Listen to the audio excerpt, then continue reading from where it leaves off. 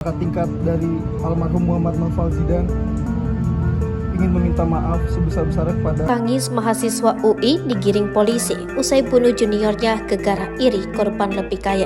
Mahasiswa Universitas Indonesia yang bunuh juniornya Alta Fasalia Arnika Basya menangis saat digiring polisi.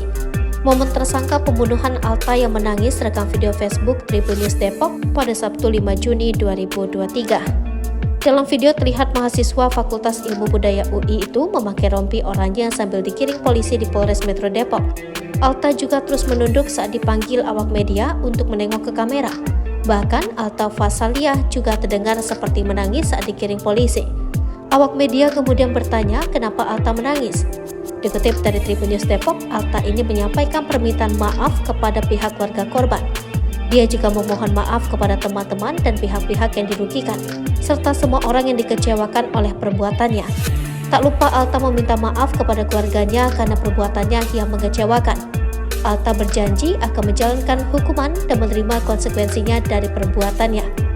Sebelumnya polisi telah meringkus mahasiswa UI inisial AAB usai membunuh juniornya sendiri. Motif pembunuhan karena pelaku mengalami kerugian dalam investasi kripto. Kepada polisi, AAB mengaku nekat menghabisi nyawa korban karena sejumlah alasan. Pertama, AAB mengatakan dirinya merasa iri dengan korban yang lebih kaya. Kedua, kondisi AAB yang terdesak karena terlilit pinjol dan harus membayar sewa kos. Kondisi tersebut yang membuat AAB memiliki niat untuk menguasai harta korban.